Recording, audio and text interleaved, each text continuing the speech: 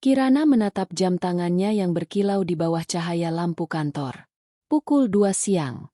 Seharusnya ia baru bisa pulang sore nanti, setelah rapat evaluasi yang biasanya berlangsung hingga berjam-jam. Namun, email baru saja masuk, memberi kabar mengejutkan sekaligus melegakan. Rapat dibatalkan, ditunda minggu depan karena atasan yang mendadak berangkat keluar kota. Kirana menutup laptopnya dengan senyum kecil. Perasaan lega menjalari tubuhnya, seperti beban panjang yang tiba-tiba diringankan. Hari itu sebenarnya ia sudah lelah. Seminggu penuh diburu target, lembur, bahkan hampir tidak punya waktu duduk tenang di rumah. Bayangan untuk bisa beristirahat lebih cepat, mungkin menonton film kesukaan atau sekadar tidur sore, membuat langkahnya terasa ringan. Namun, pikiran Kirana cepat beralih pada sosok Rian, suaminya. Ia membayangkan betapa terkejutnya Rian saat ia pulang lebih awal. Mungkin Rian sedang bersantai di ruang kerja, atau rebahan di sofa sambil menonton televisi. Kirana membayangkan wajah suaminya yang tersenyum hangat begitu ia membuka pintu rumah, lalu berkata betapa ia merindukan momen sederhana seperti itu. Ia memutuskan tidak memberi kabar lebih dulu. Biarlah menjadi kejutan kecil. Selama ini, Rian selalu protes bahwa mereka jarang punya waktu berdua. Jadwal Kirana terlalu padat, sementara Rian lebih sering bekerja dari rumah. Pulang lebih awal kali ini rasanya seperti kesempatan emas untuk menebus kekurangan itu. Mobil melaju di jalanan sore yang tidak terlalu padat. Angin dari jendela yang sedikit terbuka membawa aroma aspal panas bercampur dedaunan kering yang tertiup. Kirana menghela napas panjang, mencoba meresapi ketenangan yang jarang ia miliki. Ia bahkan sempat mampir ke sebuah toko roti di tepi jalan, membeli 2 potong cake coklat favorit Rian. Sambil menunggu, ia membayangkan mereka akan duduk di meja makan, menyesap teh hangat sambil berbincang santai. Ia bahkan sudah memikirkan ide untuk mengajaknya makan malam di luar. Pikirannya penuh dengan rencana kecil yang manis, sesuatu yang mungkin terlihat sepele bagi orang lain, tetapi sangat berarti bagi seorang istri yang selama ini berjuang membagi waktu. Kirana tidak tahu bahwa semua bayangan indah itu sebentar lagi akan hancur lebur, digantikan kenyataan pahit yang bahkan tak pernah ia duga dalam mimpi terburuknya. Setibanya di depan rumah, suasana terasa aneh. Halaman tampak sepi, terlalu sepi. Biasanya ada suara televisi dari dalam, atau setidaknya musik dari pengeras suara yang selalu dinyalakan Rian saat bekerja. Tetapi kali ini, sunyi. Kirana mengernyit. Ia pikir mungkin Rian sedang tidur siang. Ia melangkah masuk, menaruh kantong berisi cake di atas meja dekat pintu. Baru beberapa langkah, matanya tertuju pada sesuatu yang membuat tubuhnya menegang. Di sofa ruang tamu, ia melihat sehelai kemeja pria tergulung asal, jatuh begitu saja di lantai. Warna putihnya kusut, seolah dilepaskan dengan tergesa. Kirana berhenti, menatap kemeja itu lama, mencoba menalar. Mungkin Rian baru berganti pakaian, pikirnya cepat, mencoba menenangkan diri. Tapi kerutan di keningnya tidak juga hilang. Ia melangkah lagi, kali ini menemukan sepotong kain lain, seperti daster tipis berwarna biru muda yang tergeletak di karpet. Itu bukan miliknya. Ia hafal semua pakaian yang ia punya, dan ia tahu persis tidak pernah membeli baju dengan model seperti itu. Hatinya mulai berdegup kencang. Suara darah sendiri terdengar di telinganya, membuatnya hampir pusing. Ia menelan ludah, mencoba menyingkirkan dugaan yang tiba-tiba muncul, dugaan yang begitu menakutkan. Tidak mungkin, bisiknya lirih, seakan meyakinkan dirinya sendiri. Langkah Kirana bergetar ketika ia terus berjalan menyusuri ruang tengah. Jejak pakaian lain berserakan di lantai celana panjang pria. Bra berwarna hitam yang membuat dadanya terasa sesak. Kirana terdiam. Pandangannya kabur sejenak. Dunia seperti berhenti berputar. Ia berdiri di depan pintu kamar. Pintu itu tidak tertutup rapat, sedikit terbuka, dan dari dalam terdengar suara samar. Bukan suara televisi. Bukan suara musik. Suara itu, suara desahan, tawa kecil yang membuat bulu kuduknya merinding. Sekujur tubuh Kirana bergetar. Ia ingin pergi, ingin kabur keluar rumah, menolak kenyataan yang sedang menunggu di balik pintu itu. Tapi rasa penasaran bercampur amarah menahannya. Tangannya terangkat, menyentuh gagang pintu. Jari-jarinya dingin, gemetar hebat. Detik itu terasa begitu panjang. Nafasnya tersengal. Matanya berair meski belum ada yang benar-benar ia lihat. Bagian dari dirinya masih berharap semua ini hanya salah paham. Mungkin hanya kebetulan. Mungkin bukan apa yang ia pikirkan. Tapi suara itu semakin jelas. Tawa perempuan bercampur desah pria yang sangat ia kenal. Suara Rian. Suara suaminya sendiri. Dunia Kirana runtuh. Dengan sisa tenaga yang tersisa, ia mendorong pintu hingga terbuka lebar. Pandangan pertama yang ia tangkap adalah tubuh Rian yang setengah telanjang di atas ranjang, bersama seorang perempuan yang sama-sama kaget melihatnya. Mata Kirana membelalak. Mulutnya terbuka tanpa suara. Ia seperti kehilangan napas. Seakan paru-parunya berhenti bekerja. Waktu berhenti. Rian terperangah. Wajahnya pucat. Dewi pembantu rumah tangga yang selama ini tinggal bersama mereka menarik selimut menutupi tubuhnya. Pura-pura ketakutan. Tapi yang terlihat Kirana hanyalah pengkhianatan. Pengkhianatan yang begitu nyata. Menusuk lebih dalam dari pisau manapun. Kirana mundur selangkah. Lalu berdiri tegak dengan tangan mengepal. Ia merasakan tubuhnya gemetar hebat. Tapi matanya menatap lurus. Semua bayangan indah tentang kejutan manis yang itu lenyap. Digantikan luka yang akan membekas selamanya. Dalam diam yang mencekam, Kirana merasakan sesuatu dalam dirinya patah. Dan ia tahu, sejak detik itu, tidak akan ada lagi yang sama. Kirana berdiri terpaku di ambang pintu. Matanya masih menatap lurus ke arah ranjang yang kini menjadi saksi kebusukan. Suara detak jam dinding di kamar terasa begitu keras. Seakan menertawakan kebisuan yang membekap ruangan. Rian buru-buru menarik celana panjangnya yang tergeletak di lantai. Sementara Dewi dengan wajah pucat bersembunyi di balik selimut.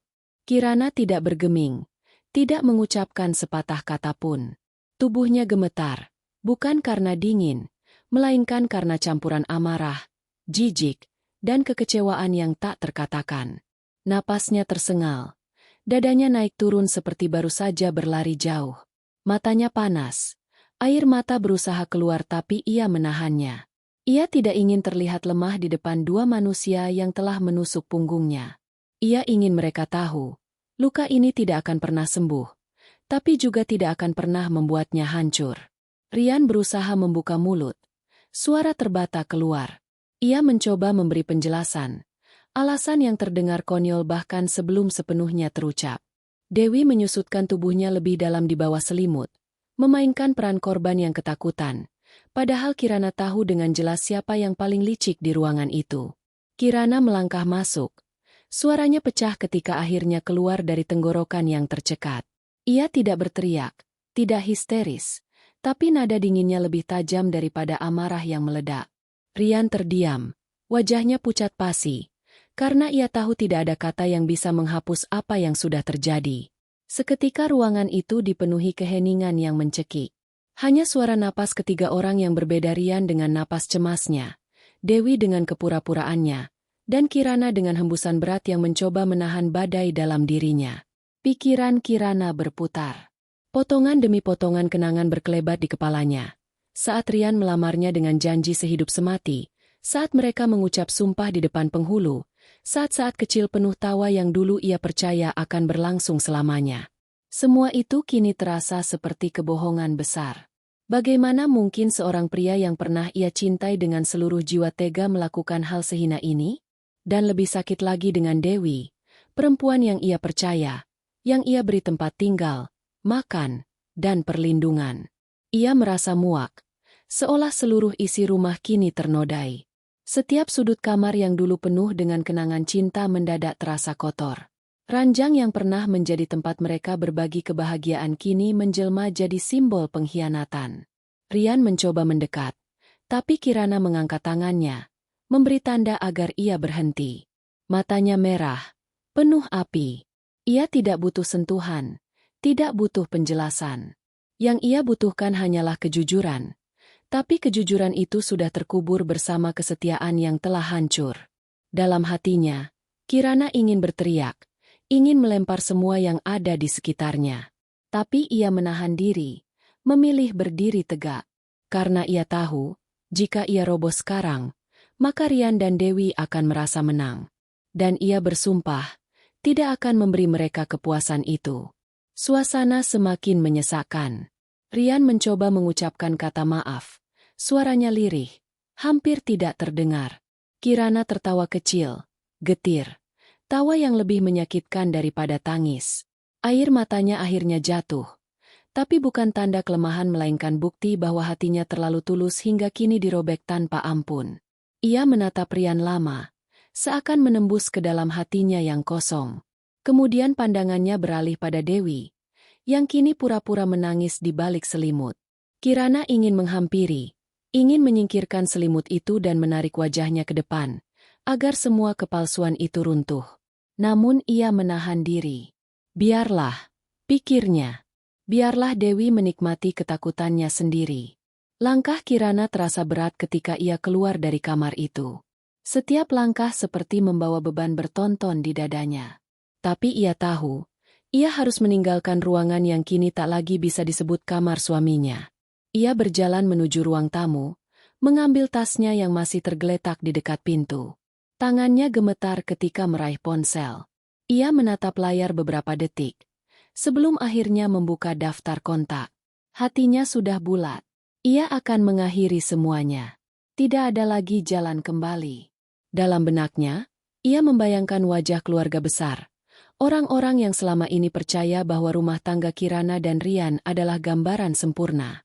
Mereka akan hancur mendengar kabar ini. Tapi biarlah.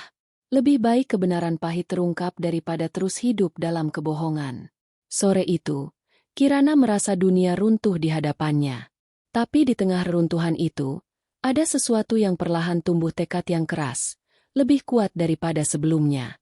Ia tahu hidupnya akan berubah. Ia tahu jalan yang akan ditempuh penuh luka dan air mata. Tapi ia juga tahu, ia tidak akan pernah menyerah. Dan saat ia menutup pintu rumah dengan keras, meninggalkan Rian dan Dewi di dalam, Kirana tahu satu hal dengan pasti, pertempuran baru saja dimulai. Langkah Kirana meninggalkan rumah itu terasa seperti menyeret seluruh tubuhnya ke jurang gelap. Udara sore yang tadinya sejuk kini terasa menyesakkan, menekan dadanya hingga sulit bernapas. Pintu yang baru saja ditutup di belakangnya masih bergetar samar, seolah menggema bersama suara-suara dari kamar tadi yang masih menempel di telinganya. Ia berjalan tergesa menuju mobil, namun sempat berhenti di tengah halaman, menggenggam erat tas yang bergetar karena ponsel di dalamnya terus berbunyi. Ia tahu siapa yang menelepon Rian. Namun ia tidak berniat menjawab, setidaknya tidak sekarang. Ia masuk ke mobil, menutup pintu dengan hentakan, dan duduk lama tanpa menyalakan mesin. Matanya menerawang kosong. Pandangannya jatuh pada setangkai bunga mawar yang tumbuh di pot dekat pagar. Mawar itu baru saja mekar pagi tadi ketika ia menyiraminya. Ia sempat tersenyum kecil melihat warnanya yang merah pekat. Kini, bunga itu tampak berbeda. Seperti simbol betapa rapuh dan mudah hancurnya sesuatu yang indah. Tangannya meraih kemudi. Tapi ia tidak segera menyalakan mobil. Dadanya terasa penuh, matanya basah, dan akhirnya air mata yang sejak tadi ditahan jatuh juga. Tangisan itu pecah, tanpa suara, hanya tubuh yang bergetar hebat dan pundak yang terguncang. Ia menunduk, menutupi wajah dengan kedua tangan, membiarkan seluruh luka itu mengalir keluar.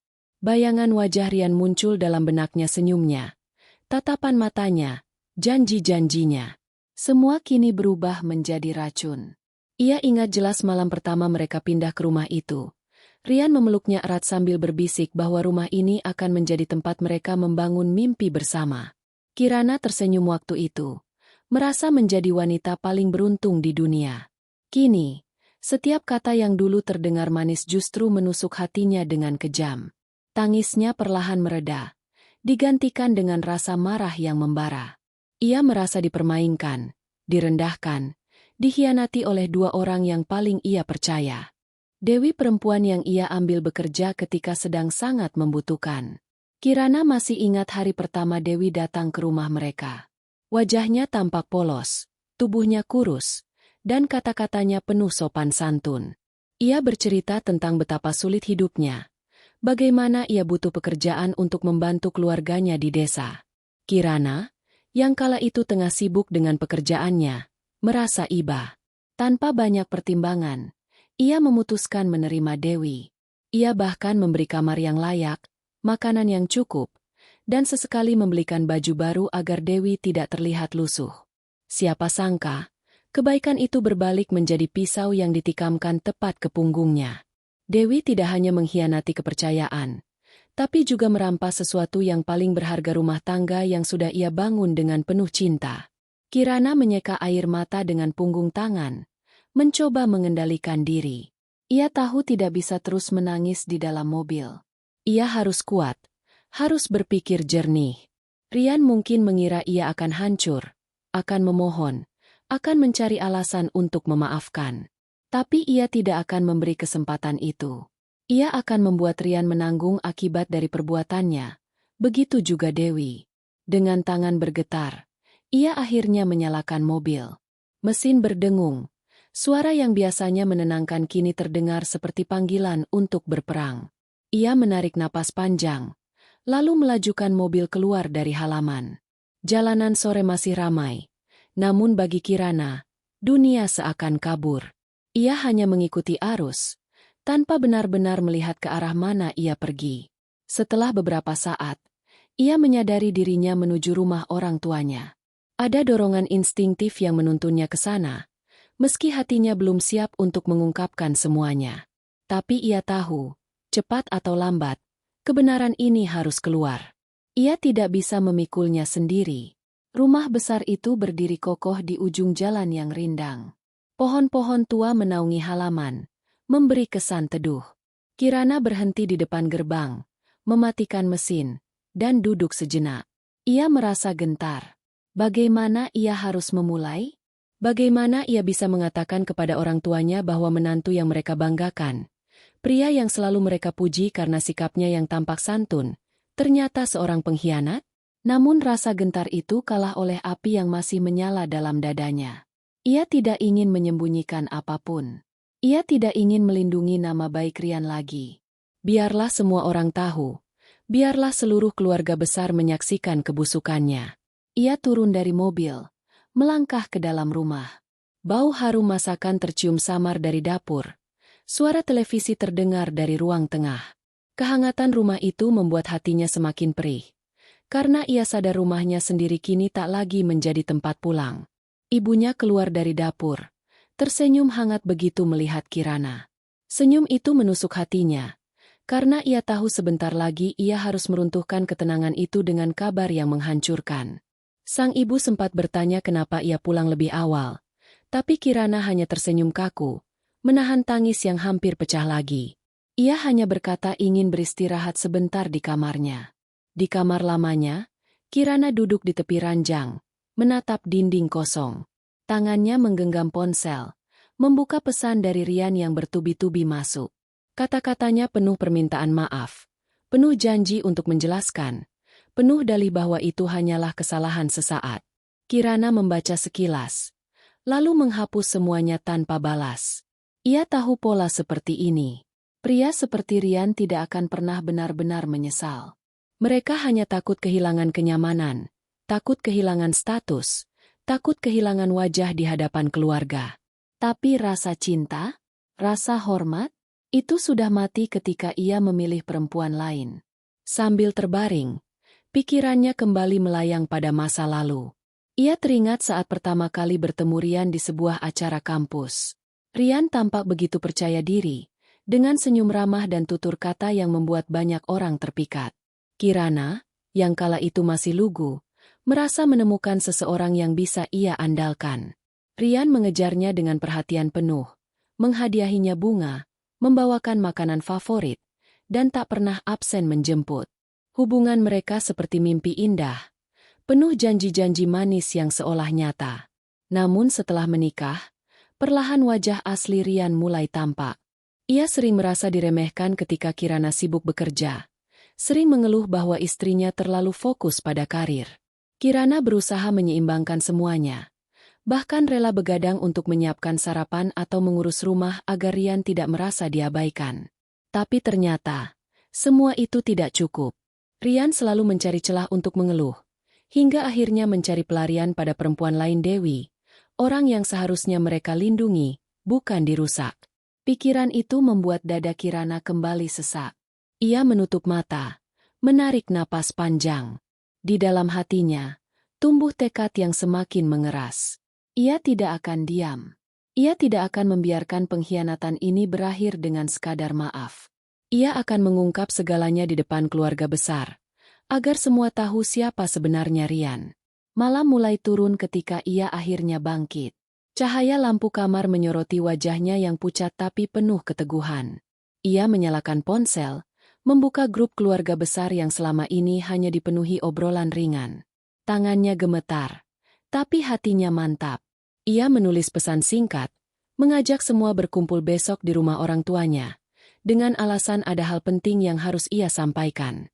Beberapa menit kemudian, balasan berdatangan penuh tanda tanya, penuh rasa ingin tahu. Kirana hanya menutup ponselnya tanpa penjelasan lebih lanjut. Besok, semuanya akan terbongkar. Rian akan dipermalukan di depan orang-orang yang selama ini ia hormati. Dewi juga tidak akan bisa bersembunyi di balik kepura-puraannya. Kirana merebahkan tubuhnya keranjang, menatap langit-langit yang diterangi lampu redup. Tubuhnya lelah, pikirannya kacau, tapi ada sedikit ketenangan karena ia sudah mengambil keputusan. Besok akan menjadi awal dari akhir, sekaligus awal dari kehidupan barunya. Dan malam itu, meski tangis masih sesekali pecah, Kirana akhirnya tertidur dengan tekad yang bulat. Ia tidak lagi menjadi perempuan yang sama seperti pagi tadi. Ia telah berubah dari seorang istri yang setia menjadi seorang wanita yang siap melawan, meski harus mengorbankan segalanya. Matahari pagi menembus tirai kamar dengan sinar yang lembut. Namun bagi Kirana cahaya itu terasa terlalu terang, terlalu menyilaukan bagi hati yang masih penuh luka. Ia membuka mata perlahan, merasakan berat di pelupuknya akibat tangisan semalam. Ranjang yang dulu menjadi tempat istirahat penuh nostalgia masa remaja kini seperti penjara yang menahan tubuhnya semalaman. Ia bangun dengan gerakan lambat, duduk di tepi ranjang sambil menunduk, membiarkan rambutnya jatuh menutupi wajah. Suara riuh dari dapur terdengar samar. Ibunya sedang menyiapkan sarapan, seperti kebiasaan setiap pagi. Kehangatan itu biasanya memberi rasa nyaman, tapi kali ini hanya mengingatkan Kirana pada apa yang hilang. Rumah orang tuanya masih utuh, masih penuh kasih sayang, berbeda jauh dengan rumah tangganya yang telah runtuh. Ia menghela napas panjang, mencoba menguatkan diri. Hari ini, ia tidak bisa tenggelam dalam kesedihan. Hari ini, ia harus menjadi perempuan yang tegak berdiri di depan semua orang, tanpa goyah, tanpa gentar.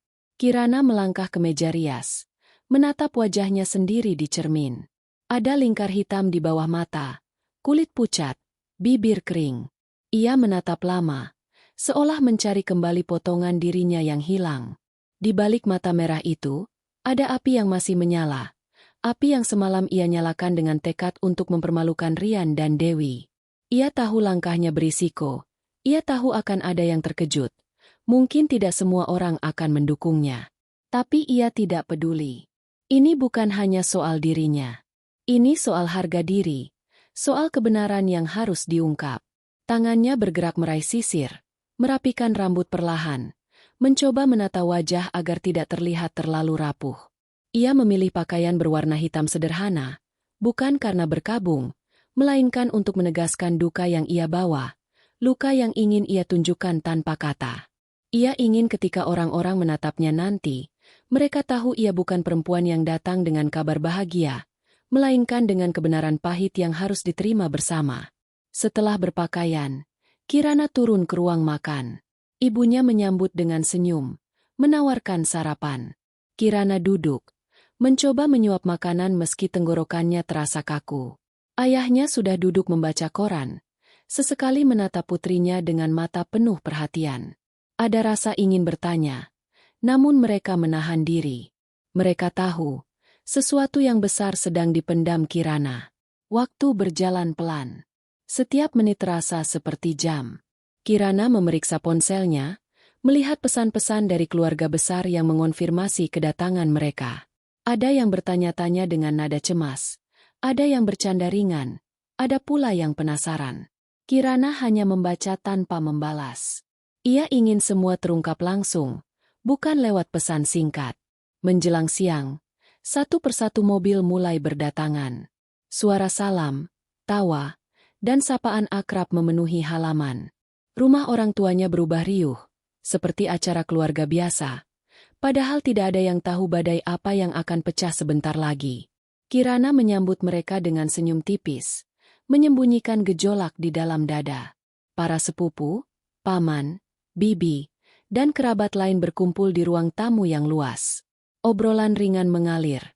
Anak-anak berlarian. Suasana tampak begitu biasa. Namun bagi Kirana, semua itu terasa asing. Ia duduk di kursi, menatap mereka satu persatu, membayangkan wajah-wajah itu nanti berubah ketika ia mengungkap kebenaran. Rian belum datang, tapi ia sudah menerima pesannya. Rian menulis bahwa ia akan hadir, dengan alasan ingin memperbaiki segalanya. Kirana membaca pesan itu dengan sinis. Perbaikan? Bagaimana mungkin sesuatu yang sudah hancur bisa diperbaiki? Ia membiarkan Rian datang, karena memang itu rencananya. Rian harus ada di sini, harus berdiri di hadapan semua orang saat kebenaran dibuka. Waktu terasa semakin berat ketika suara mobil berhenti di depan rumah. Dari jendela, Kirana melihat Rian turun dengan wajah serius. Penampilannya rapi, seolah-olah ia masih ingin mempertahankan citra menantu teladan. Di sampingnya, Dewi ikut turun dengan langkah ragu. Penampilannya lebih sederhana, wajahnya menunduk, tapi Kirana tahu itu hanyalah bagian dari skenario pura-pura. Hatinya bergetar hebat, tapi wajahnya tetap datar. Ia berdiri, menyambut dengan dingin. Beberapa anggota keluarga tampak senang melihat kedatangan mereka, tidak tahu apa yang sebenarnya terjadi. Rian mencoba tersenyum, berlaga seolah tidak ada apa-apa. Dewi menyelinap masuk ruangan dengan tatapan penuh canggung. Saat semua sudah berkumpul, suasana mulai tenang. Obrolan pelan berkurang, menunggu Kirana berbicara. Ia berdiri di tengah ruangan, merasakan puluhan pasang mata tertuju padanya. Tenggorokannya kering, tapi tekadnya lebih kuat. Ia membuka mulut, suaranya bergetar di awal namun kemudian mengeras. Semua kepala menoleh ke arah Rian ketika nama disebut. Rian mencoba tersenyum, tapi keringat di pelipisnya mengkhianati rasa panik. Dewi menunduk semakin dalam, tubuhnya kaku. Ruangan yang tadinya penuh suara kini senyap. Hanya napas orang-orang yang terdengar. Kirana melanjutkan, kata-katanya tajam. Satu persatu membuka tabir yang disembunyikan Rian. Ia menceritakan kepulangannya yang lebih awal. Pakaian berserakan di ruang tamu, suara-suara yang didengarnya, hingga pemandangan yang menghancurkan hati di kamar. Setiap kata yang ia ucapkan seperti palu menghantam dinding kepura-puraan yang dibangun Rian selama ini. Beberapa anggota keluarga menutup mulut, ada yang terkejut, ada yang menatap tajam ke arah Rian, ada pula yang menatap Dewi dengan jijik. Suasana memanas, bisik-bisik mulai terdengar. Rian mencoba bicara, menyela dengan alasan, tapi suaranya tenggelam di antara tatapan penuh kecaman. Kirana tidak berhenti. Ia menatap semua orang, lalu menegaskan bahwa ia tidak akan tinggal diam. Ia akan menggugat cerai. Ia tidak ingin hidup bersama pengkhianat, dan ia tidak akan memberi kesempatan kedua. Kata-katanya bergema, membuat ruangan terasa berat. Rian berdiri, mencoba mendekat, tapi Kirana melangkah mundur. Ia menatapnya dengan dingin, penuh kebencian. Dewi gemetar, pura-pura menangis. Namun tidak ada yang peduli. Semua mata kini melihat mereka bukan lagi sebagai bagian dari keluarga, melainkan pengkhianat yang merusak ikatan suci. Ketegangan pecah ketika salah satu paman Kirana berdiri, menyatakan dukungan penuh padanya. Yang lain ikut bicara, menyatakan kekecewaan pada Rian. Gelombang suara itu menekan, membuat Rian semakin terpojok. Dewi bahkan tidak berani mengangkat wajahnya. Di tengah keributan itu, Kirana berdiri tegak. Air matanya jatuh, tapi wajahnya tetap keras. Ia merasa lega, meski hatinya perih. Kebenaran sudah diungkap. Tidak ada lagi yang bisa disembunyikan. Rian sudah dipermalukan.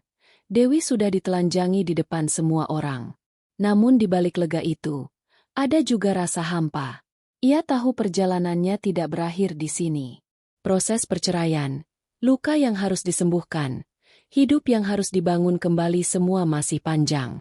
Tapi setidaknya hari ini, ia telah mengambil langkah pertama. Ia telah menunjukkan bahwa dirinya bukan perempuan lemah yang bisa diinjak-injak. Ketika semua orang mulai bersuara keras, ketika Rian mencoba mencari simpati dan Dewi tetap menangis pura-pura, Kirana melangkah keluar dari ruangan. Udara sore menyambutnya di teras rumah. Segar meski hatinya masih penuh luka.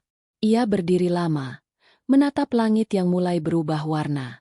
Ada perasaan aneh di dalam dirinya, campuran lega, sakit, marah, dan kosong. Tapi ia tahu, satu hal sudah pasti, tidak ada jalan kembali.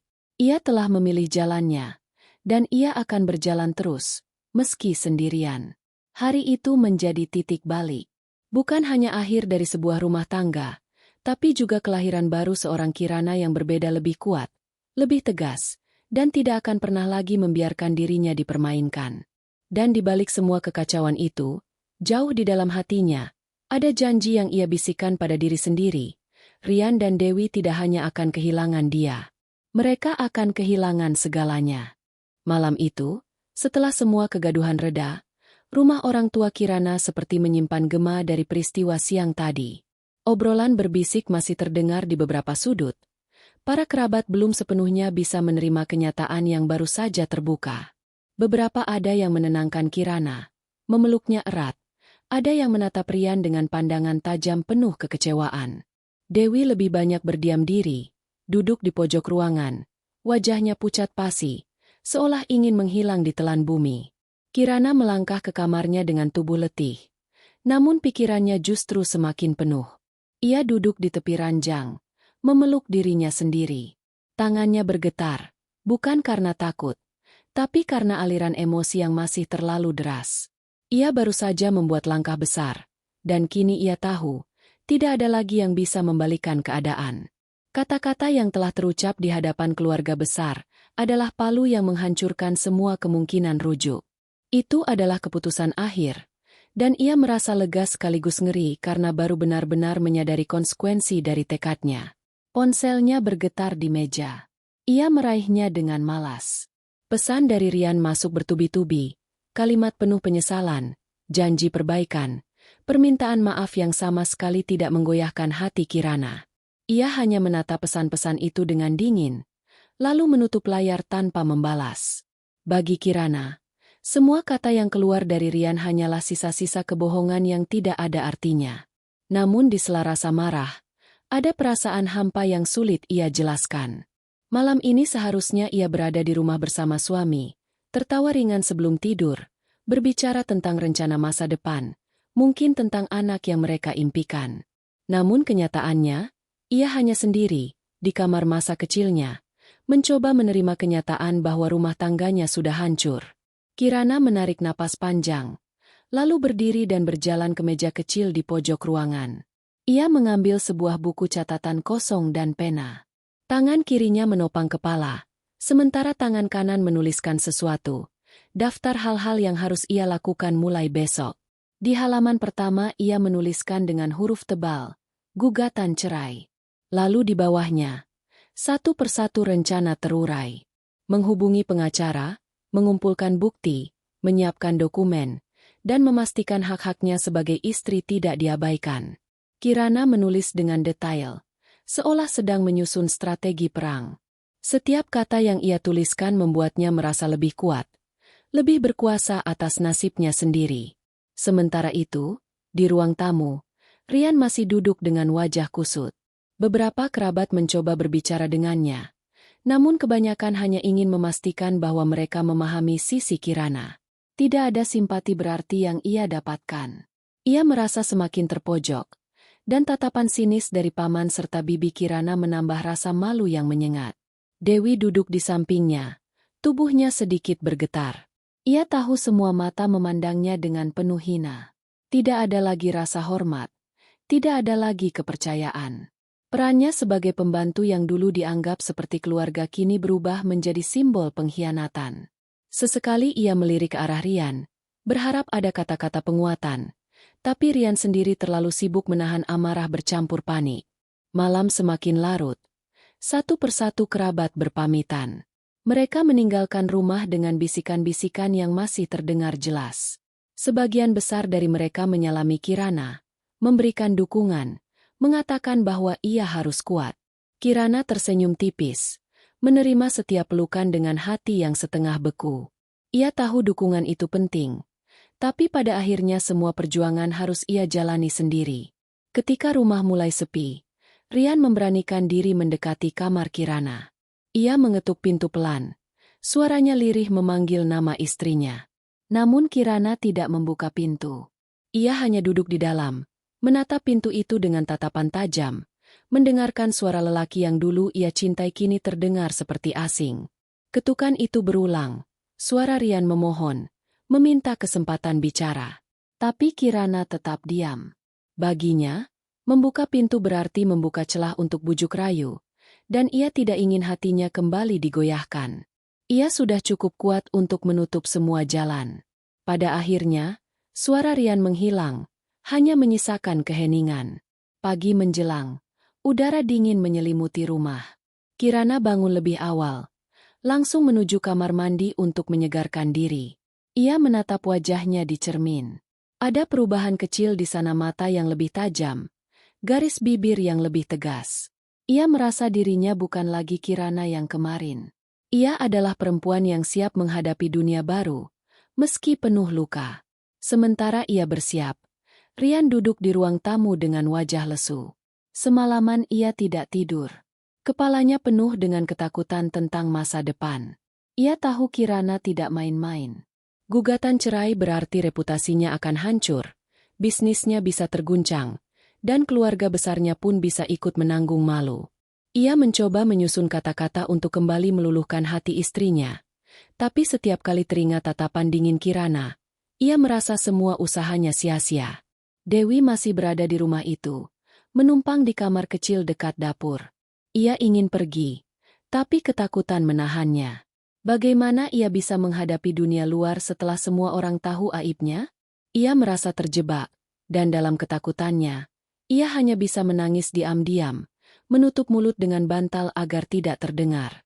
Hari itu Kirana mulai bergerak. Ia menghubungi seorang pengacara yang direkomendasikan pamannya. Pertemuan diatur untuk keesokan hari. Kirana merasa sedikit lebih tenang, karena ada orang profesional yang akan membantunya menuntaskan urusan ini. Ia tahu jalan hukum tidak mudah, tapi setidaknya ia tidak sendiri. Sore harinya, ia duduk bersama kedua orang tuanya. Ayahnya berbicara dengan suara berat, mengatakan bahwa ia bangga pada keberanian Kirana. Ibunya menggenggam tangan putrinya erat, meski air mata tak berhenti mengalir. Mereka tahu jalan di depan penuh tantangan, tapi mereka siap mendukung sepenuhnya. Di sisi lain, Rian mencoba berbicara dengan ayah Kirana, mencari celah untuk berdamai. Namun ayah Kirana hanya menatapnya dengan mata dingin, mengatakan bahwa kepercayaan yang telah dihancurkan tidak bisa dipulihkan dengan kata-kata. Rian terdiam, merasakan pintu terakhir untuk mencari simpati tertutup rapat. Malam kedua setelah pengungkapan itu jauh lebih sunyi, namun ketegangan tetap terasa di udara. Kirana berbaring di ranjang, menatap langit-langit dengan pikiran yang tak henti berputar. Ia membayangkan proses panjang yang akan ia lalui, pertemuan di pengadilan, tatapan orang-orang, mungkin juga perlawanan dari pihak Rian. Semua itu menakutkan, tapi ia tidak mundur. Sementara di ruangan lain, Rian duduk sendirian dengan wajah muram. Dewi berusaha mendekat, mencoba menawarkan pelukan, tapi Rian menepisnya dengan kasar. Bagi Rian, Dewi kini hanya menjadi beban. Ia mulai menyesal telah terjebak dalam nafsu sesaat yang kini menghancurkan segalanya. Namun penyesalan itu datang terlambat, dan ia tahu tidak ada yang bisa ia lakukan untuk mengubah kenyataan. Kirana menutup matanya, mencoba tidur. Namun sebelum benar-benar terlelap, ia berbisik pada dirinya sendiri, janji yang ia ucapkan malam sebelumnya. Rian dan Dewi tidak akan dibiarkan hidup tenang. Mereka harus merasakan penderitaan yang sepadan dengan luka yang mereka tinggalkan. Ia akan memastikan itu, dengan segala cara yang ia miliki.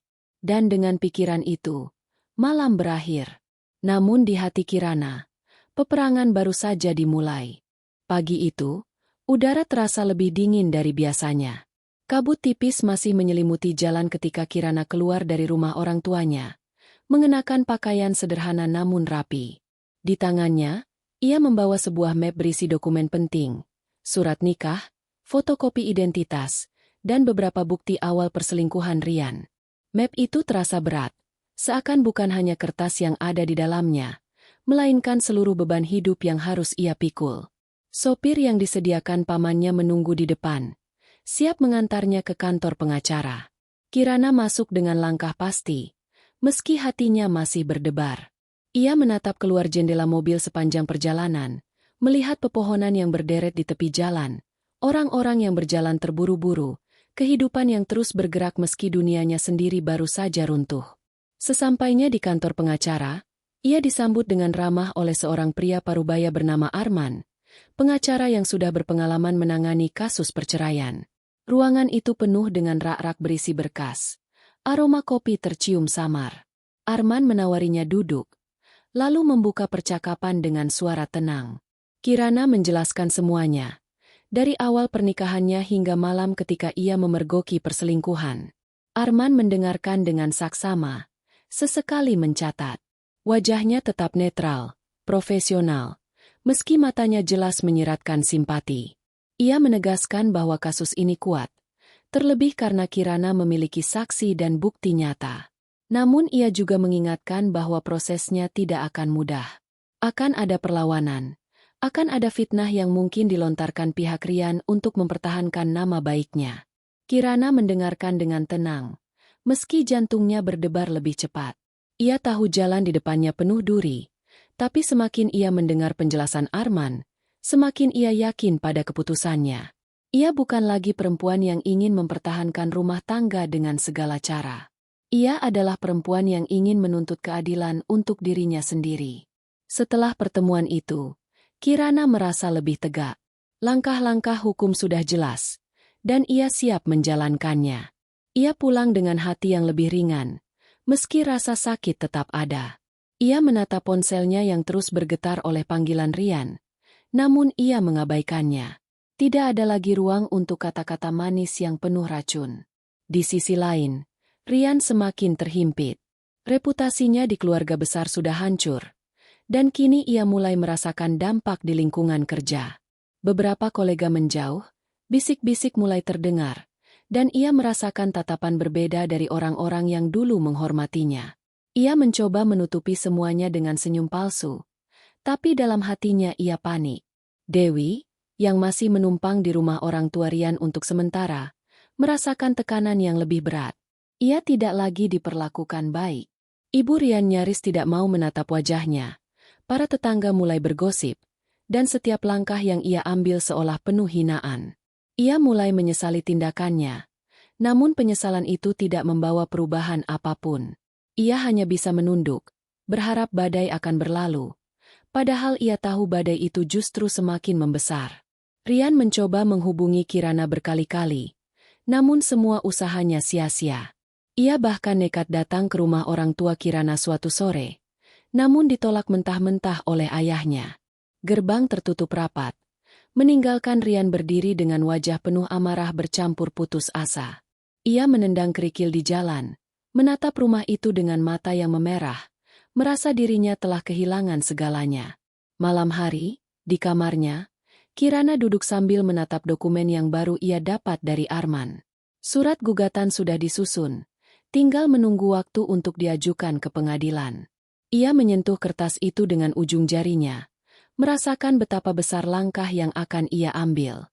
Ada sedikit getar di hatinya, rasa takut yang wajar bagi siapapun yang akan mengubah jalan hidupnya secara drastis. Namun ia juga merasa kuat, karena kini ia tahu arah yang harus ia tuju.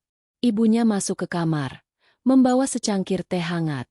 Mereka duduk bersama, terdiam cukup lama. Akhirnya ibunya berkata bahwa ia bangga pada keberanian Kirana, meski hatinya ikut hancur melihat putrinya terluka. Kirana menunduk, merasakan air mata mengalir tanpa bisa ditahan. Ia menyandarkan kepala di bahu ibunya, merasakan kehangatan yang selalu ia rindukan. Hari-hari berikutnya berjalan dengan berat namun teratur.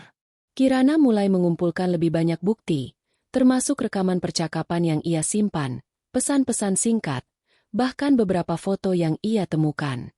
Semua itu ia serahkan pada Arman, yang menyusunnya dengan rapi untuk memperkuat gugatan. Rian semakin terdesak. Ia mencoba mencari jalan keluar dengan berbicara pada beberapa kerabat, mencoba meyakinkan bahwa ia masih mencintai Kirana, bahwa perselingkuhan itu hanya kesalahan sesaat. Namun kebanyakan dari mereka tidak lagi mau mendengar. Rian merasa dirinya kehilangan pijakan. Bahkan keluarganya sendiri mulai ragu untuk membelanya. Dewi pun semakin tersisih. Ia mendapati dirinya dijauhi oleh semua orang, bahkan oleh Rian sendiri yang mulai menyalahkannya atas semua yang terjadi. Malam-malamnya diisi dengan tangisan, ketakutan akan masa depan yang suram. Ia merasa seolah semua pintu tertutup, dan satu-satunya orang yang bisa ia andalkan justru semakin menjauh. Sementara itu, Kirana justru mulai menemukan ketenangan kecil di tengah kekacauan. Ia kembali bekerja di toko milik keluarganya, mengalihkan pikiran dengan kesibukan. Orang-orang di sekitarnya memberi dukungan, menyapanya dengan ramah, membuatnya merasa bahwa dunia tidak sepenuhnya kejam. Ia masih memiliki tempat, masih memiliki arti. Meski begitu, setiap kali malam tiba, luka itu kembali terasa. Ia berbaring di ranjang, menatap langit-langit, mengingat semua kenangan indah bersama Rian yang kini berubah menjadi racun. Ia bertanya pada dirinya sendiri, bagaimana mungkin seseorang yang begitu ia cintai bisa berubah menjadi sosok asing yang menusuk dari belakang? Namun dari pertanyaan itu lahirlah tekad baru. Ia berjanji pada dirinya sendiri bahwa ia tidak akan lagi menyerahkan hatinya begitu saja. Ia akan membangun dirinya kembali, lebih kuat, lebih kokoh, dan tidak akan membiarkan siapapun menghancurkannya lagi. Hari pengajuan gugatan pun tiba. Kirana berangkat ke pengadilan bersama Arman.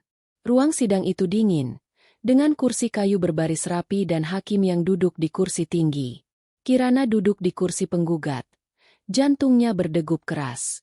Di seberang, Rian hadir dengan wajah tegang, didampingi pengacaranya sendiri.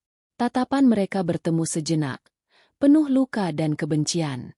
Dewi tidak hadir, namun bayangannya tetap menghantui. Kirana merasa perutnya mual ketika membayangkan wajah perempuan itu. Wajah yang selalu menunduk namun menyimpan kelicikan. Sidang dimulai dengan pembacaan gugatan. Suara Arman tegas. Setiap kata keluar dengan jelas, membongkar perselingkuhan Rian di hadapan hakim. Ruangan hening. Hanya suara pena yang mencatat dan detak jam dinding yang terdengar. Kirana duduk tegak, meski tangannya menggenggam erat ujung rok untuk menahan gemetar. Rian mencoba menyangkal. Pengacaranya mencoba meredakan. Namun bukti yang ditampilkan terlalu kuat. Foto, pesan singkat, hingga saksi-saksi yang siap bersuara. Semua itu menjadi tembok kokoh yang tak bisa dijebol dengan kata-kata manis. Kirana menatap Rian dengan dingin, dan untuk pertama kalinya, ia melihat jelas ketakutan di mata pria itu. Bukan lagi amarah, bukan lagi keangkuhan, melainkan ketakutan murni. Ketakutan kehilangan segalanya. Ketakutan menghadapi konsekuensi dari perbuatannya sendiri. Sidang ditunda untuk mendengar saksi di pertemuan berikutnya. Kirana keluar dari ruang sidang dengan langkah mantap. Udara luar terasa lebih segar, meski matahari terik menyengat. Ia menengadah, menutup mata sejenak, merasakan angin menerpa wajahnya. Ada kelegaan kecil di hatinya. Proses masih panjang, tapi langkah pertamanya sudah berhasil ia lalui. Rian keluar beberapa menit kemudian. Wajahnya kusam, matanya merah. Ia berjalan cepat tanpa menoleh, meninggalkan bayangan yang semakin rapuh. Dewi menunggunya di luar. Namun Rian hanya menepis tangan yang mencoba meraih lengannya. Ia melangkah pergi, meninggalkan Dewi berdiri sendirian dengan wajah yang semakin hancur. Di kejauhan, Kirana berdiri di samping Arman, menatap punggung Rian yang menjauh. Ia tahu jalan mereka sudah benar-benar berpisah. Tidak ada lagi cinta, tidak ada lagi janji. Yang ada hanya luka, dendam, dan langkah-langkah baru menuju kebebasan. Dan di dalam hatinya, Kirana berbisik pelan, hampir tak terdengar, ini baru permulaan. Hari itu pengadilan kembali dipenuhi riuh rendah suara orang-orang yang menunggu giliran. Aroma kertas, tinta, dan debu bercampur dengan ketegangan yang menggantung di udara. Kursi-kursi kayu berderet, sebagian besar sudah terisi, dan setiap orang tampak menunggu dengan wajah serius. Kirana berjalan masuk dengan langkah mantap, ditemani Arman yang menenteng map tebal berisi bukti dan dokumen. Wajah Kirana tenang, namun dalam dadanya jantung berdegup kencang. Ia tahu hari ini akan menjadi hari yang panjang, karena saksi-saksi akan mulai dipanggil. Ia duduk di kursi penggugat, merapikan pakaiannya yang sederhana namun rapi. Matanya menyapu ruangan, lalu berhenti pada sosok Rian yang sudah duduk di seberang. Wajah Rian tampak lebih tua dari sebelumnya. Mata cekung, garis tegang menghiasi keningnya. Ia berusaha menatap ke depan dengan penuh percaya diri, namun jelas terlihat bahwa dirinya rapuh. Di sampingnya, pengacaranya sibuk membuka berkas, sesekali berbisik memberi arahan. Kirana menghirup napas dalam-dalam. Di dalam dirinya ada campuran rasa marah, sedih, dan dingin yang ia pelihara sebagai benteng. Ia sudah berjanji tidak akan menangis di sini, tidak akan menunjukkan kelemahan di hadapan lelaki yang telah menghancurkannya. Sidang dimulai. Hakim mengetuk palu, suara kerasnya bergema di ruangan, menyuruh semua orang untuk tenang. Arman berdiri, membuka berkas, lalu menyampaikan bahwa pihak penggugat menghadirkan saksi pertama. Seorang kerabat Kirana maju, sepupu yang pada hari kejadian juga ada di rumah dan mendengar langsung suara keributan. Ia bersaksi bahwa Kirana pulang lebih awal, mendapati pakaian berserakan, dan kemudian terlihat pucat serta menangis ketika menceritakan apa yang ia lihat. Saksi itu berbicara dengan lantang. Suaranya bergetar karena emosi. Rian berusaha menyangkal.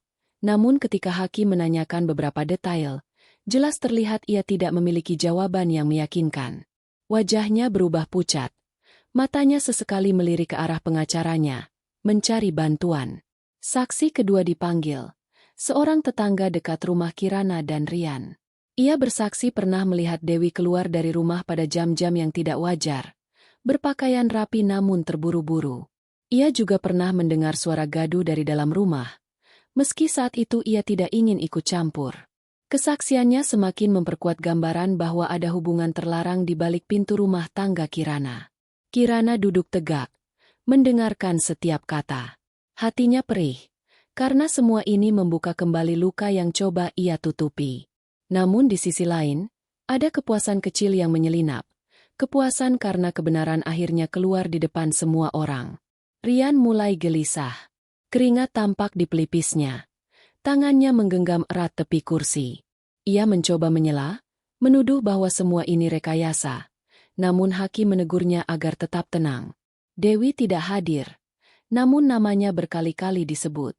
Seakan-akan bayangan dirinya hadir di ruangan itu, membuat suasana semakin menyesakan. Arman kemudian mengajukan bukti berupa rekaman pesan singkat antara Rian dan Dewi. Hakim menerima berkas itu, membacanya dengan serius. Kata-kata mesra yang tertulis di layar ponsel dibacakan keras, membuat ruangan hening. Semua orang menatap Rian dengan tatapan tajam. Wajah Rian memerah, bibirnya bergerak tanpa suara. Matanya berkilat marah namun tidak berdaya. Kirana menunduk sejenak, menutup mata, menahan gelombang emosi yang hampir pecah. Ia merasa tubuhnya bergetar. Namun ia kembali menguatkan diri. Ia mengangkat wajah, menatap lurus ke depan. Tidak ada air mata, hanya sorot dingin yang membuat Rian semakin terpojok. Sidang berjalan lama. Setiap saksi yang dipanggil menambahkan potongan demi potongan pada puzzle pengkhianatan. Gambaran utuh semakin jelas, dan tidak ada ruang lagi bagi Rian untuk berkelit. Bahkan pengacaranya mulai kehilangan arah, hanya bisa mencoba memperhalus dengan alasan bahwa Rian masih ingin mempertahankan rumah tangga. Namun kata-kata itu terdengar hampa di telinga Kirana. Baginya, semua sudah berakhir sejak malam ketika ia melihat dengan mata kepalanya sendiri. Tidak ada lagi cinta, tidak ada lagi rumah tangga yang bisa diselamatkan. Yang ada hanya luka yang harus disembuhkan dan harga diri yang harus ditegakkan. Ketika sidang akhirnya ditutup untuk hari itu, suasana ruangan berat. Hakim mengetuk palu, menunda untuk sidang berikutnya. Semua orang berdiri, keluar perlahan. Kirana berjalan keluar dengan wajah tegak, meski tubuhnya terasa lelah. Arman menepuk bahunya ringan, memberi semangat. Ia hanya mengangguk, tidak banyak bicara. Di luar, udara terasa lebih panas. Matahari siang menyorot tajam, membuat keringat muncul di dahi. Rian keluar beberapa menit kemudian. Wajahnya kusut, tatapannya liar. Ia mencoba mendekati Kirana, namun beberapa kerabat segera berdiri di antara mereka, mencegah konfrontasi. Rian hanya bisa memandang dari jauh. Matanya menyala penuh amarah. Kirana tidak menoleh. Ia masuk ke mobil dengan tenang, meninggalkan Rian berdiri sendirian di halaman pengadilan. Dalam hatinya ada rasa lega, meski kelelahan begitu nyata. Proses masih panjang, namun ia bisa merasakan perlahan kebenaran berpihak padanya. Malam itu, di kamar rumah orang tuanya, Kirana duduk lama di depan jendela. Angin malam masuk pelan, membawa aroma tanah basah. Ia menatap langit gelap bertabur bintang, mencoba menenangkan hatinya. Pikirannya melayang ke masa lalu, saat ia dan Rian masih muda, saat cinta mereka terasa murni dan penuh janji. Semua itu kini terasa seperti mimpi yang jauh, hampir tidak nyata. Air mata akhirnya jatuh, bukan karena rindu, tapi karena kecewa pada dirinya sendiri. Ia bertanya-tanya bagaimana ia bisa begitu percaya, bagaimana ia bisa menyerahkan seluruh hidupnya pada seseorang yang ternyata tidak pantas. Namun di balik tangis itu, ada juga rasa bangga. Ia bangga karena telah berani mengambil langkah, bangga karena ia tidak membiarkan dirinya terus ditindas oleh kebohongan. Di sisi lain kota, Rian duduk sendirian di kamarnya. Botol minuman keras di atas meja sudah setengah kosong. Ia menenggak lagi, mencoba menenggelamkan amarah dan ketakutannya. Pikirannya kacau. Wajah Kirana terus muncul di benaknya. Tatapan dingin itu menghantuinya, membuatnya merasa kecil dan tak berdaya. Dewi, yang kini semakin tersisih, mencoba menghubungi Rian. Namun panggilannya ditolak. Ia merasa semakin terbuang, semakin tak berarti. Dalam hati kecilnya, ia mulai membenci Rian, merasa bahwa lelaki itu pengecut yang hanya memanfaatkan dirinya lalu membiarkannya hancur. Namun ia tidak punya tempat lain untuk pergi. Tidak ada yang bisa ia tuju. Hari-hari berikutnya berjalan dengan ritme yang melelahkan. Kirana terus mempersiapkan diri untuk sidang selanjutnya. Ia bekerja di toko keluarganya di siang hari, lalu menghabiskan malam dengan membaca ulang berkas dan mencatat hal-hal penting. Semakin lama, ia merasa dirinya berubah. Ia bukan lagi perempuan lembut yang selalu mengalah. Ia menjadi sosok yang lebih tegas, lebih kuat, meski luka di hatinya belum sepenuhnya sembuh. Keluarga dan kerabat terus memberikan dukungan. Beberapa bahkan mengatakan betapa kagumnya mereka pada keberanian Kirana. Ia menerima semua itu dengan senyum tipis. Meski dalam hatinya ia tahu jalan masih panjang. Dan di setiap langkahnya, ia selalu membawa satu janji yang ia bisikan pada dirinya sendiri. Rian dan Dewi tidak hanya akan kehilangan dirinya. Mereka akan kehilangan segalanya, kepercayaan, nama baik, bahkan rasa tenang dalam hidup. Malam menjelang lagi. Kirana menutup mata di ranjangnya. Tubuhnya letih namun pikirannya tetap terjaga. Ia tahu pertempuran ini belum selesai. Namun kini, ia tidak takut lagi. Hari-hari setelah sidang itu seakan berjalan lambat. Kirana terbangun setiap pagi dengan rasa berat. Namun tetap memaksa dirinya bangkit. Rutinitas baru mulai terbentuk. Ia membantu ibunya di toko, menyapa pelanggan dengan senyum. Meski di balik itu hatinya masih penuh luka. Ia berusaha menata hidup, menjaga dirinya agar tidak tenggelam dalam kesedihan. Setiap kali ada momen sepi, bayangan masa lalu kerap muncul, memanggil rasa sakit yang belum sembuh.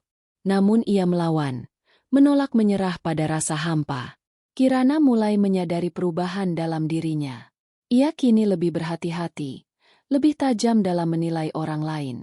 Jika dulu ia mudah percaya, kini ia lebih waspada. Tatapannya lebih dingin, ucapannya lebih tegas. Ada sisi baru yang tumbuh dalam dirinya. sisi yang lahir dari rasa sakit dan pengkhianatan. Ia sendiri kadang terkejut menyadarinya, namun juga merasa bangga, karena ia tidak lagi sama seperti dulu. Rian, di sisi lain, tidak bisa menerima kenyataan. Ia pulang ke rumah kontrakan kecil setelah sidang, duduk di kursi reot, memandangi dinding kosong. Malam-malamnya dihabiskan dengan botol minuman keras, sementara pikirannya berkecamuk. Reputasinya di mata keluarga sudah jatuh, rekan bisnis mulai menjauh, dan kehidupannya yang dulu penuh gengsi kini hancur berantakan. Ia menyalahkan Kirana atas semua itu, meski di dalam hatinya ia tahu kesalahannya sendiri yang membuat semua runtuh. Namun egonya terlalu besar untuk mengakuinya. Rian mulai menyusun rencana. Ia tidak bisa membiarkan Kirana menang begitu saja.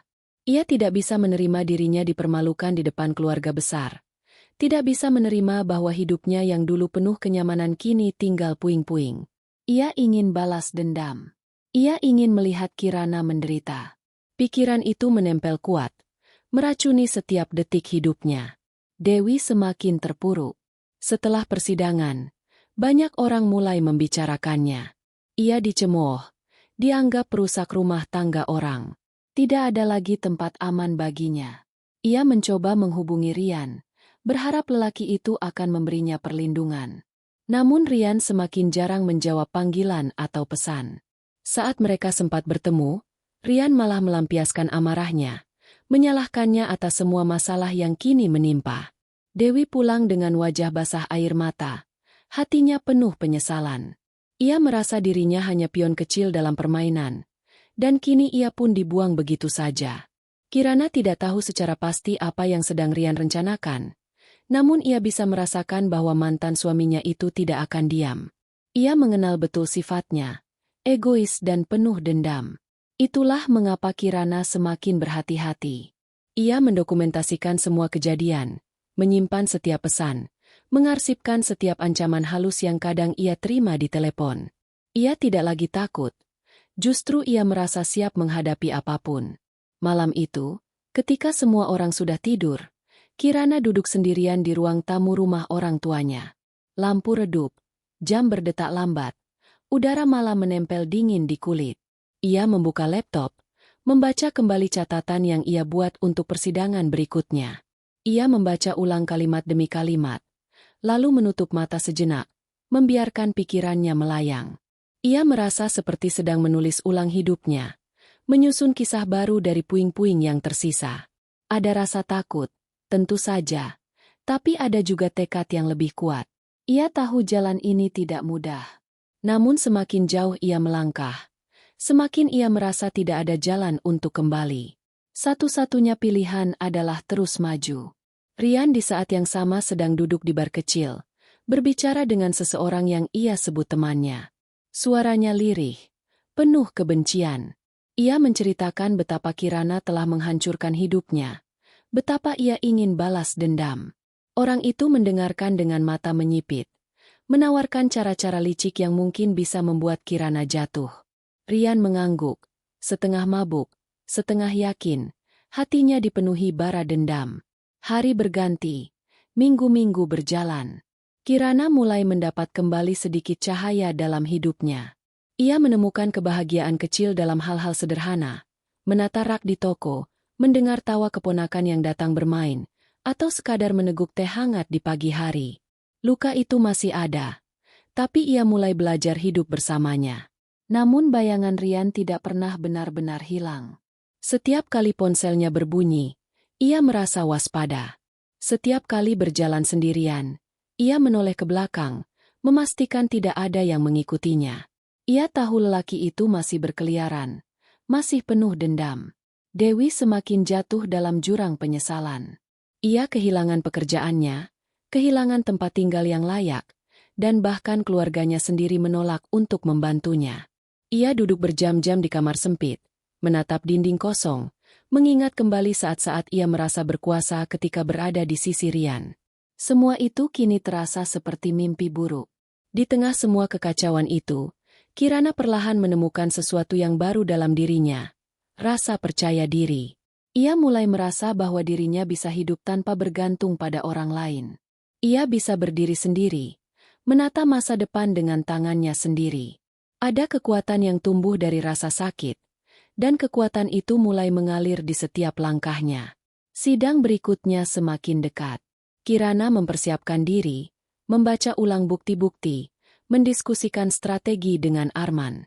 Ia merasa lebih tenang dari sebelumnya, lebih siap menghadapi apapun yang akan datang. Di sisi lain, Rian semakin gelap.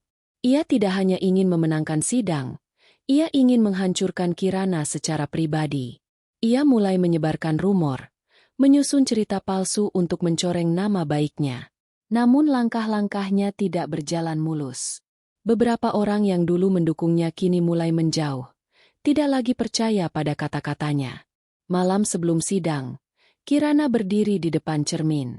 Ia menatap bayangannya sendiri, lama sekali, hingga air mata menggenang. Namun bukan air mata kelemahan. Itu adalah air mata kekuatan. Air mata seorang perempuan yang telah hancur dan bangkit kembali. Ia mengusap wajahnya, lalu berbisik pada dirinya sendiri bahwa ia tidak akan kalah. Di luar sana, Rian duduk dengan wajah muram, ditemani botol kosong dan ruangan berantakan. Dewi tidak lagi ada di sisinya. Ia pergi entah kemana. Rian merasa kesepian, namun egonya terlalu besar untuk mengakuinya. Ia hanya bisa menyalakan api kebencian itu lebih besar, berharap api itu bisa menghangatkan dirinya yang kian dingin. Kirana tidur malam itu dengan tenang. Untuk pertama kalinya sejak semua ini dimulai, ia merasa benar-benar yakin pada dirinya sendiri. Esok mungkin akan penuh badai. Namun ia tahu dirinya siap. Ia bukan lagi Kirana yang lama. Ia adalah Kirana yang baru, yang telah belajar dari luka, dan yang siap menghadapi dunia dengan keberanian yang tak tergoyahkan. Hari-hari bergulir, membawa Rian semakin jauh dari dirinya yang dulu. Rumah kontrakan yang ia tinggali semakin berantakan. Lantainya penuh debu, pakaian kotor menumpuk, botol-botol kosong berserakan di sudut ruangan. Dulu ia terbiasa dengan kenyamanan rumah megah, fasilitas lengkap, dan pelayan yang siap melayani. Kini, setiap kali ia membuka mata di pagi hari, yang ia temui hanyalah sunyi yang menyesakkan. Usahanya perlahan merosot. Klien-klien lama mulai menarik diri. Satu persatu mitra bisnis memutuskan kerjasama. Nama Rian menjadi bahan perbincangan yang tidak lagi bernuansa hormat. Banyak yang mendengar kabar persidangan. Banyak yang tahu tentang perselingkuhan yang terbongkar. Reputasi yang ia bangun selama bertahun-tahun runtuh hanya dalam hitungan bulan. Ia mencoba menghubungi beberapa kenalan, namun sebagian besar menolak bertemu. Bahkan pesan singkatnya hanya dibalas singkat, sekadar basa-basi, sebelum akhirnya tidak dihiraukan lagi. Rian duduk di kursinya, menatap kosong ke layar ponsel yang sunyi. Tidak ada pesan masuk, tidak ada panggilan. Hanya notifikasi kosong dari aplikasi yang tidak penting. Ia merasa ditinggalkan dunia, sendirian dalam kubangan hidup yang ia ciptakan sendiri. Dewi semakin jauh dari kehidupannya. Semula ia masih bertahan, datang sesekali untuk menuntut perhatian. Namun setelah beberapa kali diperlakukan kasar, Dewi memilih pergi. Ia membawa barang seadanya, meninggalkan Rian tanpa sepatah kata perpisahan. Malam ketika Dewi terakhir kali pergi, Rian duduk di teras kontrakan, menunggu dengan gelisah. Namun langkah kaki yang ia tunggu tidak pernah terdengar lagi. Sejak saat itu, ia benar-benar sendirian. Di sisi lain, Kirana mulai menemukan pijakan yang lebih kokoh. Ia tidak lagi sekadar bertahan, ia mulai tumbuh, berkembang, dan menemukan arti baru dalam hidupnya. Hari-hari di toko keluarganya kini dijalani dengan lebih ringan. Ia menyapa pelanggan dengan hangat, membangun hubungan baik dengan banyak orang, dan perlahan rasa percaya diri tumbuh semakin kuat. Kirana mulai belajar hal-hal baru, hal-hal yang dulu ia abaikan ketika hidupnya terpusat pada rumah tangga bersama Rian. Ia mengambil kursus singkat online, membaca buku-buku tentang bisnis kecil, dan mulai memikirkan rencana membuka usaha sendiri. Ada semangat baru yang lahir, semangat yang membuatnya tersenyum ketika menatap masa depan. Malam-malamnya tidak lagi penuh tangis. Meski luka itu masih ada, meski bayangan perselingkuhan itu kadang muncul dalam mimpi, Kirana mulai bisa menutup mata dengan damai. Ia sering duduk di teras rumah orang tuanya, memandangi bintang, merasa ada kehidupan baru yang menantinya. Rian, sebaliknya, semakin karam. Ia tidak lagi punya tujuan jelas. Setiap hari ia bangun dengan kepala berat akibat alkohol, tubuh lemas, dan pikiran kusut. Ia mencoba mencari Dewi, namun nomor teleponnya sudah tidak aktif. Ia mencoba datang ke tempat yang dulu mereka datangi bersama, namun Dewi tidak pernah muncul lagi. Ia merasa dikhianati, meski sebenarnya ia sendiri yang lebih dulu menghancurkan segalanya. Hari-hari tanpa Dewi membuatnya semakin menyadari bahwa dirinya hanyalah lelaki yang ditinggalkan semua orang. Keluarganya enggan menolong, teman-temannya menjauh, dan perempuan yang dulu ia pilih untuk selingkuh kini meninggalkannya juga. Semua pintu seakan menutup, menyisakan lorong gelap yang tak berujung. Kirana semakin teguh dalam jalannya. Setiap kali sidang berlanjut, ia hadir dengan wajah tenang, menyampaikan argumennya dengan jelas. Arman mendampinginya dengan penuh keyakinan. Hakim pun melihat bagaimana Kirana tetap konsisten, bagaimana buktinya semakin kuat, dan bagaimana sikapnya menunjukkan bahwa ia tidak lagi goyah. Rian mencoba berbagai cara untuk melawan. Ia mengajukan saksi-saksi yang katanya bisa membela dirinya. Namun kesaksian mereka rapuh, mudah dipatahkan. Ia mencoba menyebar gosip bahwa Kirana pun tidak setia. Namun tidak ada yang percaya. Semua orang sudah melihat siapa yang salah. Kemarahan Rian semakin membara. Ia sering memukul meja, merobek kertas, bahkan berteriak sendiri di dalam kamar kontrakannya. Amarah itu bukan hanya pada Kirana, tapi juga pada dirinya sendiri, meski ia tidak mau mengakuinya. Ia merasa dunia tidak adil, padahal sebenarnya ia hanya menuai apa yang ia tanam. Kirana perlahan mulai dikenal sebagai perempuan yang kuat. Banyak orang yang dulunya hanya mengenalnya sebagai istri Rian kini melihat sisi lain dirinya. Mereka menghormati keberaniannya, kekokohannya, dan ketegarannya. Bahkan beberapa orang datang menawarkan kerja sama bisnis kecil, percaya pada kemampuan Kirana untuk memulai sesuatu yang baru. Di malam-malam sunyi, Kirana menulis catatan di buku hariannya. Ia menuliskan rasa sakit yang masih tersisa, tapi juga menuliskan rasa syukur. Syukur karena ia masih diberi kesempatan untuk bangkit. Syukur karena ia tidak membiarkan dirinya hancur bersama dengan pengkhianatan itu. Ia tahu jalan masih panjang, tapi ia juga tahu dirinya tidak akan pernah kembali menjadi perempuan yang rapuh. Sementara itu, Rian semakin terpuruk dalam hutang. Pengelolaan bisnisnya kacau, uangnya habis untuk minuman dan hal-hal sia-sia. Ia mulai berutang pada orang-orang yang salah. Orang-orang yang tidak segan menggunakan kekerasan untuk menagih. Malam-malamnya kini bukan hanya dihantui bayangan Kirana, tapi juga rasa takut akan ketukan pintu dari orang yang menagih.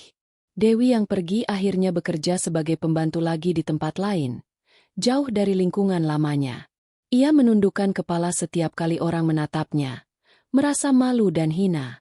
Dalam hati, ia sering mengutuk dirinya sendiri karena telah mengambil jalan yang salah. Hidupnya tidak menjadi lebih baik setelah merebut Rian, justru semakin buruk. Ia menyadari bahwa ia hanyalah alat yang mudah dibuang setelah tidak berguna. Kirana tidak tahu detail apa yang dialami Rian dan Dewi, tapi sesekali kabar itu sampai ke telinganya. Ia hanya tersenyum tipis, bukan karena bahagia atas penderitaan mereka, tapi karena yakin bahwa keadilan memang selalu menemukan jalannya sendiri. Hari itu, ketika matahari mulai terbenam, Kirana berdiri di balkon rumah orang tuanya. Angin sore bertiup pelan, membawa aroma tanah yang lembab. Ia memeluk dirinya sendiri, menutup mata, dan menghirup napas panjang. Untuk pertama kalinya, ia merasa lega. Ia merasa beban di pundaknya mulai terangkat sedikit demi sedikit. Malam turun perlahan. Bintang-bintang berkelip di langit. Kirana menatap ke atas. Hatinya penuh doa. Ia berjanji pada dirinya sendiri bahwa ia akan terus maju, terus bangkit, dan tidak akan pernah lagi membiarkan siapapun merenggut kebahagiaan yang telah ia perjuangkan dengan air mata dan luka.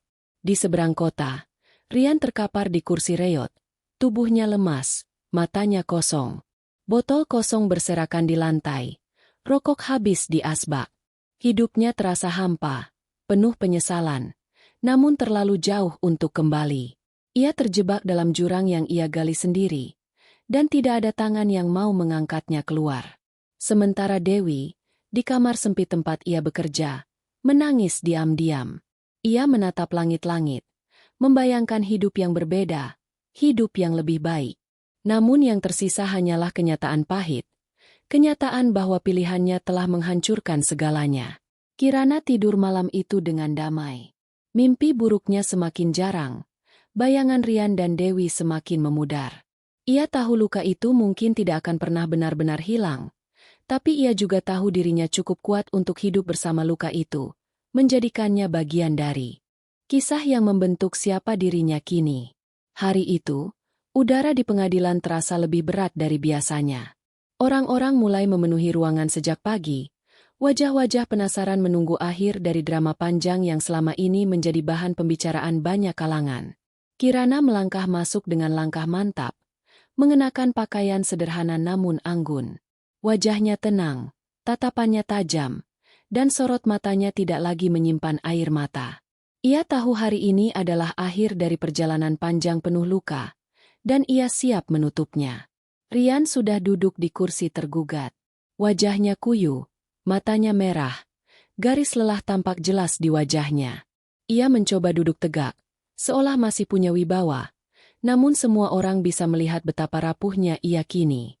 Beberapa orang berbisik, menatapnya dengan tatapan iba bercampur sinis. Di sampingnya, kursi Dewi kosong. Perempuan itu tidak lagi hadir. Tidak ada yang tahu pasti kemana ia pergi. Hanya kabar samar bahwa ia hidup dalam keadaan pas-pasan di tempat yang jauh dari kota ini. Hakim masuk, mengetuk palu, dan sidang pun dimulai.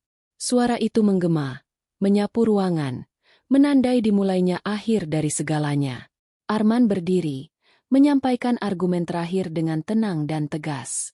Ia membacakan rangkuman bukti, kesaksian, dan segala hal yang selama berbulan-bulan sudah mereka perjuangkan. Suaranya mengisi ruang, menegaskan bahwa kebenaran berpihak pada Kirana.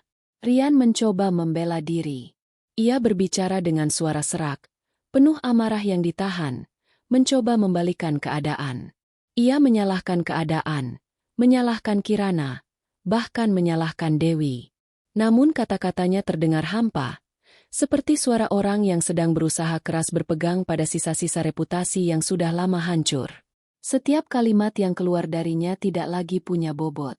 Orang-orang hanya mendengarkan tanpa keyakinan, bahkan beberapa tampak menggelengkan kepala. Hakim menutup berkas, lalu berbicara panjang lebar. Suaranya berat, penuh wibawa, memutuskan perkara ini dengan jelas. Gugatan Kirana dikabulkan. Perceraian sah di hadapan hukum, dan seluruh hak yang diminta Kirana sebagian besar diberikan. Tidak ada lagi ikatan, tidak ada lagi hubungan yang mengikat Kirana dengan lelaki itu. Suasana ruangan hening sesaat setelah palu diketukan. Suara itu seperti gema yang memecahkan seluruh beban yang selama ini menindih dada Kirana. Ia menutup mata sejenak, menghirup napas dalam-dalam, lalu tersenyum tipis. Senyum kemenangan, senyum kebebasan, senyum seorang perempuan yang akhirnya berhasil keluar dari penjara bernama pengkhianatan. Rian menunduk, tangannya mengepal erat di atas meja. Ia merasakan dunia runtuh di sekelilingnya. Semua orang melihatnya sebagai pecundang, dan kali ini tidak ada yang bisa ia lakukan. Ia tidak lagi punya kuasa, tidak lagi punya kendali. Segalanya telah lepas dari tangannya. Kirana berdiri, melangkah keluar dari ruang sidang dengan kepala tegak. Orang-orang menatapnya dengan hormat, beberapa bahkan menepuk pundaknya, memberi ucapan selamat. Ia hanya tersenyum dan mengangguk, tidak banyak bicara. Ia tahu kemenangan ini bukan hanya untuk dirinya, tapi juga untuk harga dirinya, untuk semua perempuan yang pernah merasakan pahitnya dikhianati. Di luar pengadilan, matahari bersinar terik. Cahaya putih keemasan menyelimuti tubuh Kirana, seolah langit sendiri merayakan kebebasannya. Ia menengadah sebentar, membiarkan sinar itu menyentuh wajahnya. Ada rasa hangat, ada rasa lega, ada rasa damai yang tidak bisa ia jelaskan dengan kata-kata. Rian keluar beberapa saat kemudian. Langkahnya gontai. Tidak ada yang menyambutnya. Tidak ada yang mendekatinya. Orang-orang yang dulu ia banggakan, yang dulu selalu mengelilinginya, kini menjauh. Ia berjalan sendirian melewati kerumunan, menundukkan kepala, seakan dunia menolaknya. Kirana melihat sekilas, lalu berbalik. Tidak ada lagi rasa sakit, tidak ada lagi kerinduan, tidak ada lagi keinginan untuk kembali. Yang ada hanya dingin yang menutup rapat pintu hatinya. Bagi Kirana, Rian hanyalah masa lalu yang sudah mati. Hari-hari setelah itu menjadi awal baru bagi Kirana. Ia mulai membangun usahanya sendiri, membuka toko kecil yang menjual produk rumahan. Awalnya sederhana, namun berkat ketekunan dan dukungan orang-orang terdekat, usahanya perlahan tumbuh. Pelanggan datang bukan hanya karena produknya, tetapi juga karena sosok Kirana yang dikenal kuat dan tegar. Ia sering menjadi bahan pembicaraan di lingkungannya, namun kali ini dengan nada hormat. Orang-orang mengaguminya. Banyak yang menjadikannya contoh bahwa seorang perempuan bisa bangkit meski dihancurkan pengkhianatan. Malam-malamnya kini berbeda. Tidak lagi penuh tangis. Tidak lagi penuh mimpi buruk. Ia tidur dengan damai. Bangun dengan semangat. Ia menulis di buku hariannya, bukan lagi catatan penuh luka, melainkan rencana-rencana untuk masa depan. Rian semakin jatuh. Usahanya benar-benar bangkrut, hutang menumpuk, dan orang-orang yang dulu ia andalkan kini benar-benar meninggalkannya. Ia hidup berpindah-pindah, menghindari penagih hutang, menanggung malu yang tak habis-habis. Kadang ia duduk di pinggir jalan, menatap kosong, bertanya-tanya bagaimana hidupnya bisa berubah sedrastis itu. Namun jawaban itu selalu sama, ia sendiri yang menghancurkannya. Dewi hidup dalam bayang-bayang penyesalan. Ia bekerja keras hanya untuk sekadar bertahan hidup. Dalam diam, ia sering menatap cermin, melihat wajahnya yang letih, lalu menangis. Ia tidak lagi punya tempat di mana ia merasa aman. Ia tidak lagi punya harapan seperti dulu. Hidupnya kini hanyalah bayangan dari kesalahan yang pernah ia buat. Kirana berdiri di balkon rumah barunya suatu malam, menatap ke langit yang penuh bintang. Angin berhembus lembut, membawa ketenangan. Ia mengingat perjalanan panjang yang telah ia lalui, luka yang pernah mengiris, air mata yang pernah menetes, dan akhirnya kemenangan yang ia raih. Di dadanya, ada rasa syukur yang tak terhingga. Ia sadar bahwa dirinya telah melewati neraka, namun berhasil keluar dengan lebih kuat. Ia bukan lagi perempuan yang sama. Ia adalah Kirana yang baru, Kirana yang berdiri tegak meski dihantam badai, Kirana yang tidak akan pernah lagi membiarkan siapapun meruntuhkan dirinya. Malam itu, ia menutup mata, membiarkan angin malam menyentuh wajahnya, dan tersenyum. Untuk pertama kalinya dalam waktu yang lama, senyumnya bukan lagi senyum pahit, melainkan senyum yang lahir dari kedamaian sejati.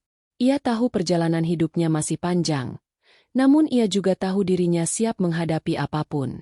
Dan di suatu tempat, jauh dari kehidupannya, Rian duduk sendirian di kamar sempit, menatap dinding kosong. Ia menunduk, merasa dunia telah menelannya. Tidak ada lagi yang tersisa, kecuali penyesalan yang akan menghantui sisa hidupnya. Kirana, di sisi lain, melangkah ke masa depan dengan langkah yang mantap. Luka itu akan selalu ada, namun bukan lagi sebagai beban. Luka itu kini menjadi tanda bahwa ia pernah jatuh, namun juga tanda bahwa ia berhasil bangkit. Akhirnya, cerita ini bukan tentang pengkhianatan, bukan tentang kehancuran, tetapi tentang kemenangan seorang perempuan yang menolak kalah. Kirana berdiri sebagai pemenang, bukan karena ia menghancurkan orang lain, melainkan karena ia berhasil menyelamatkan dirinya sendiri.